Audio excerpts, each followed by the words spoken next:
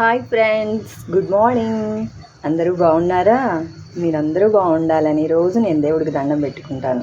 ఇవాళ రెసిపీ వచ్చేసి friends, breakfast Rayalaseema special ధనియా rice.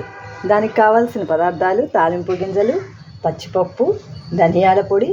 ఈ ధనియాల పొడి ఫ్రెండ్స్, నేను ధనియాలు వేయించుకునేటప్పుడే కొంచెం దాల్చిన చెక్క వేసుకొని వేయించుకున్నాను. ఆ పొడి ధనియాల పొడి. తాలింపుకి ఎండుమిరపకాయలు, ఉల్లిపాయలు, వెల్లుల్లిపాయలు, కరివేపాకు. ఇవి ఫ్రెండ్స్ దీనికి కావాల్సిన పదార్థాలు. ఇప్పుడు తాలింపు చేసే విధానం చూపిస్తాను. ఇలా కుక్కర్లో అయినా వండుకోవచ్చు ఫ్రెండ్స్. కుక్కర్లో కొంచెం నూనె వేసుకొని తాలింపు గింజలన్నీ వేసుకోవాలి. ఇలాగా అవి కొంచెం వేగిన తర్వాత, వేగుతుండగానే వేసేయచ్చు, ఎండుమిరపకాయలు, కరివేపాకు వేసి కొంచెం వేగనియండి. కొంచెం ఒక్క రవ్వ వేగిన తర్వాత తిప్పుతూ ఉండాలి.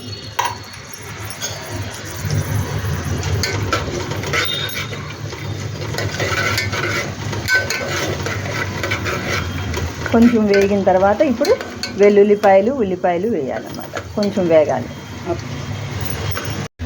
ఇవి వేగినాయి ఫ్రెండ్స్. ఇప్పుడు వెల్లుల్లిపాయలు, ఉల్లిపాయలు వేసుకొని వేయించుకోవాలి.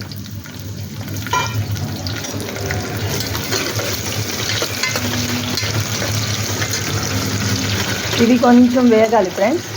మరీ బ్రౌనిష్ కలర్ కాదు, కొంచెం వేగే వరకు వేయించుకోవాలి.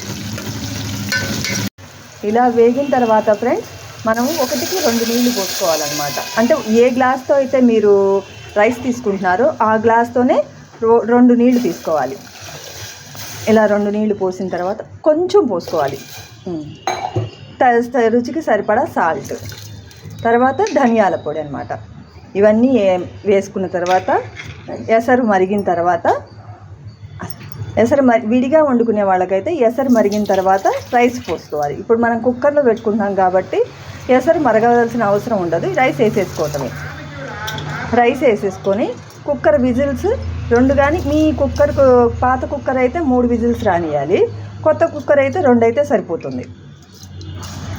2 విజిల్స్ రానిచ్చేసి తీసేస్తే ధనియా బ్రేక్ఫాస్ట్ రెడీ. మీకు మార్నింగ్ ఒక్కొక్కసారి హెల్త్ నీరసంగా ఉంటుంది, బద్ధకంగా ఉంటుంది చేయటానికి.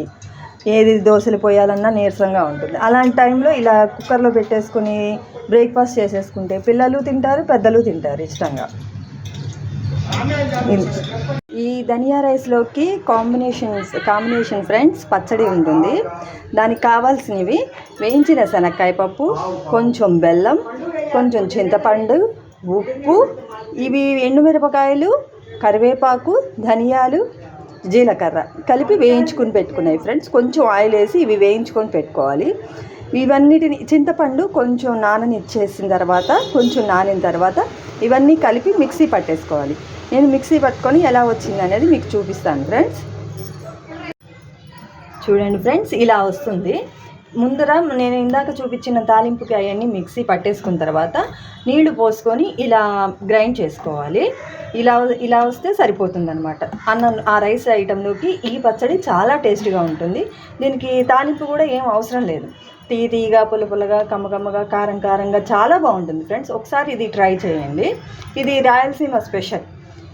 ఇవాళ చేసిన బ్రేక్ఫాస్ట్ రెసిపీ మా అత్తగారు చేశారు.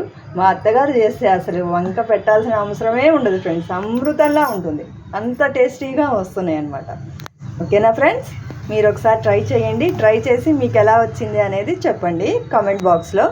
Thank you friends for watching. Please subscribe friends. Bye. కుక్కర్లో 3 విజిల్స్ వచ్చిన తర్వాత ఫ్రెండ్స్ ఇలా వస్తుంది రైస్.